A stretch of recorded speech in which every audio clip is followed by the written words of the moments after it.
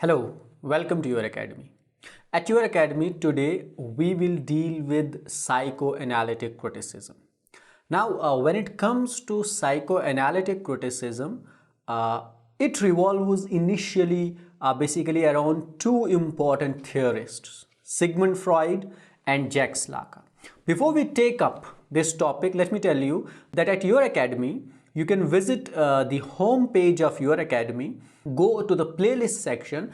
In playlist section, you can look out for literary theory and criticism. In literary theory and criticism, you can have lectures on almost all the important topics related to theory and criticism, right from Sir Philip Sidney to the contemporary writers, like most contemporary theories like deconstruction, postmodernism, structuralism.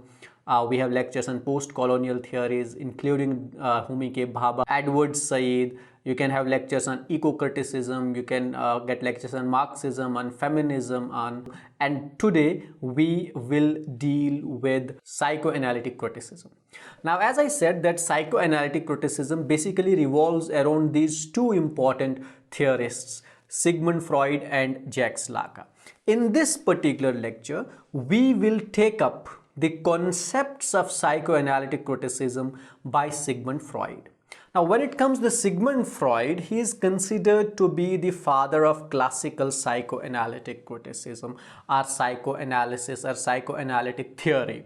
He was the first who propounded a theory which back in times in 1850s, 60s was relatively new, and it was in 1920s when he would come up with some of the many influential concepts.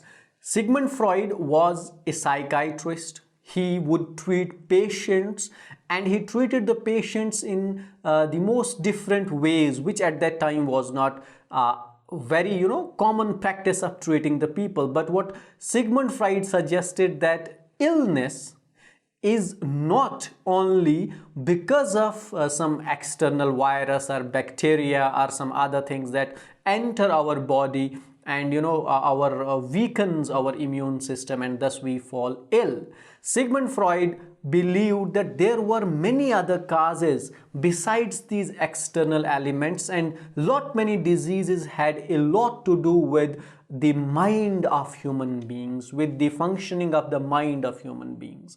So, or for that matter, psychoanalysis, or for that matter, the psychic world, the psychological aspect of our existence. So what Sigmund Freud did, he developed new ways, new techniques of curing the patients, which now would be the psychoanalytic or psychiatry or some other, you would know them with so many different names. And in art and literature also, psychoanalysis or psychoanalytic theory or criticism has made a great place for itself, and now people in our times have been dealing with the works or writing the works which are very much different to their predecessors, and the analysis that of the works is made through the lens of psychoanalysis, where a character is looked upon not what he wears, what is his age, how does he look outwardly, but rather what goes inside the mind of the character has become more central focus for not only the writers of the 20th century, for example, James Joyce, for example, Virginia Woolf, who would take you deep into the minds of their characters rather than narrating to you the external world of their characters. So that shift from physical description to the description of the minds of the character was very much because of Sigmund Freud also, as he was dwelling deep into the minds of the human beings and trying to find out what lies out there, and the stuff that does lie in our mind does shape our life, our personality, and for that matter comes up with many disorders, with many diseases. So what are the basic concepts of Sigmund Freud? Sigmund Freud has got a lot of concepts which he has given to psychoanalytic criticism, and many of them have been carried forward by other critics and theorists, and some of the critics have bettered the concept that have been given by Sigmund Freud. One of the aspect of Sigmund Freud is, he is considered as a pansexual kind of a guy who says that all the problems that exist in human life are the problems that are there in the psychology, spring up from the libido, spring up from the repression of the sexual wishes or unfulfilled sexual desires. That is the basic argument that Sigmund Freud would be taking up, and we in this lecture will deal with all the important concepts of Sigmund Freud, if not all of them. But there are two important concerns which Sigmund Freud has. One is the mind of human beings, how does it influence the life, and then are the dreams. Dreams and the mind of human being were the two important focal points or focus points of Sigmund Freud. In this lecture today, we will discuss these aspects of Sigmund Freud's theory. For example, we will discuss the models of the psyche, the concept of repression, the role of sexual instincts, their nature and place in Freud's theory of the unconsciousness, and the phenomenon of transference. These are some of the important concepts of Sigmund Freud. Now, as you saw that there are 4-5 things that we will discuss, and obviously discussing 4-5 things is not an easy task. It will make this lecture a very long one. So what we would be doing, we would divide this lecture into various parts. So it would be like a series of lectures on psychoanalytic criticism, and you can watch all the parts of this lecture in the playlist. You can go to your academy, to the playlist section, or you can click for that matter on this link. This link would take you straight to the playlist section, and in the playlist section it will be easy for you to find all the parts of this lecture. Now, the first thing that we will take up today in this lecture is the model of psyche. When it comes to the psyche means mind, human brain. Now, the first thing that Sigmund Freud deals with in psychoanalysis theory, or in his concept of psychoanalysis criticism or treatment, whatever you call, is his focus at the very beginning is on the mind of human beings, is the model of psyche, is the model of mind or brain. How is our mind shaped? And how does our mind work? And how does our mind in return influence the personality of a human being? So what Sigmund Freud does, he looks at this psyche or at this mind from 3 different points of view, or from 3 different aspects.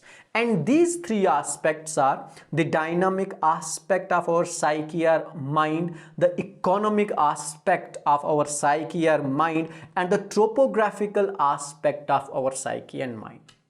So first up, we will try to understand the model of our mind, the model of our brain from these 3 different aspects, or from these 3 different points of views, where the first one is the dynamic point of view. The dynamic point of view, or the dynamic aspect of mind, says Sigmund Freud, is about the interplay of thoughts that arise in our mind because of the instinctual drives, or because of the instinctual wishes. Now, what is this instinctual drives? Now, these instinctual drives, according to Sigmund Freud, are basic wishes, are those wishes which are necessary for the body, are the wishes or the desires which body demands. And he says that this mind, basically, which starts working in this dynamic process,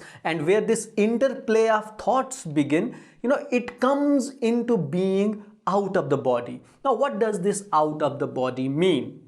The desires and demands are not of the mind, says Sigmund Freud, but these desires and these drives are of the body. Our body would demand for something, for some wish, for some desire, that will arise either in our heart or, Sigmund Freud would tell you body. Body needs to satisfy a particular thought or a particular wish. But that particular wish or desire or drive, its fulfillment depends on a variety of factors.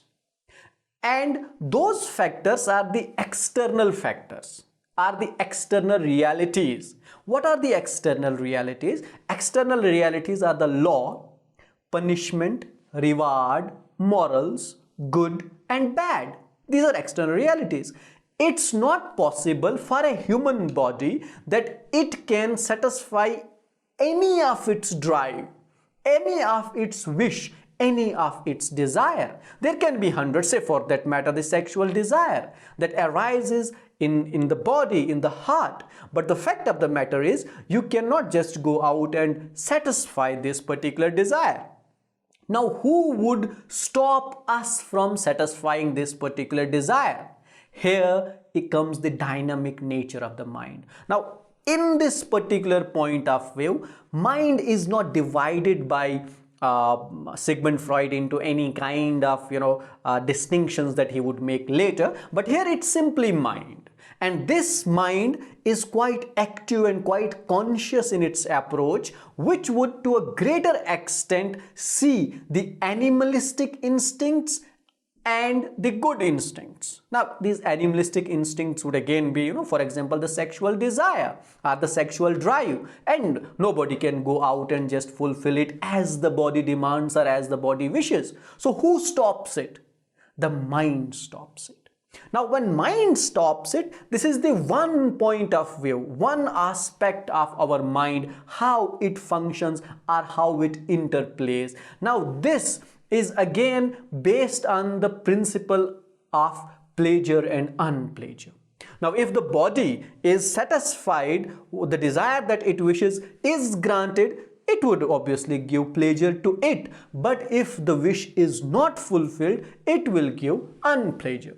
That is one aspect, that a desire arises in the body and mind would try to be an obstacle in it. He would try to censor this particular desire, whether it is worth fulfilling or not. And then comes the other point of view or the other aspect of the psyche by Sigmund Freud, which he calls economic. Now, this economic would again be based on the profit, isn't it? Or more elaborated principle of pleasure and unpleasure. Now, here he says, Sigmund Freud says that the instincts are the drives that arise in the body when they are fulfilled, or the disturbance in the body is lesser, that is pleasure, that gives pleasure, which means the desire is fulfilled. For example, here he would say if someone has a desire, his body demands something and he fulfills that. Now, when he fulfills that, the stimulus of body will not be disturbed. He will not be in a disturbed shape. So if he is not in a disturbed shape, it means that he has gained pleasure.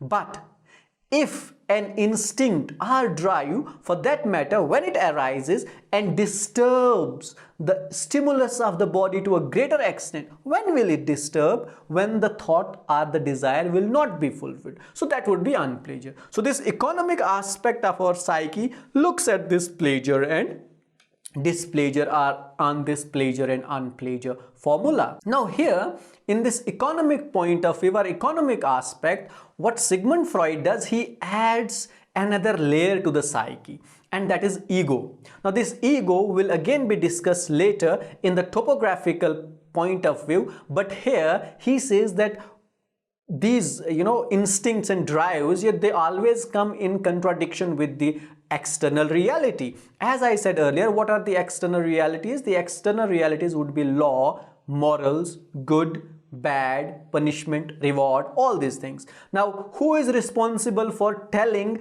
the body or the self that this is right or this is wrong? It would be ego. It would be ego. And Sigmund Freud says that this ego is self-preserving. Whenever body demands something, ego comes in between, and ego would try to preserve itself because ego knows that body will get satisfied obviously if it indulges in a particular kind of an act, but in return maybe he will get punishment, maybe he will be denounced, maybe he will not be rewarded, or maybe he will called as bad. Now all these things ego would fear from, so he would look for other option. Particularly he would try body to do things which, instead of giving a bad name to him, bring good name to him. For example, he would be encouraged. For example, he would be praised. For example, he would be rewarded.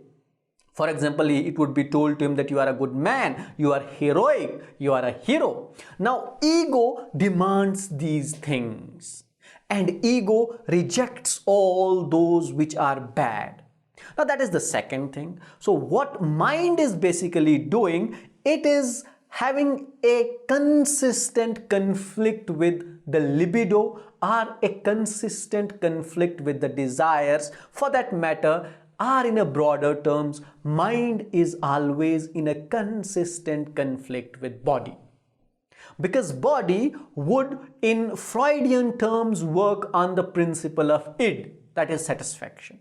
It demands something and it demands it to be satisfied.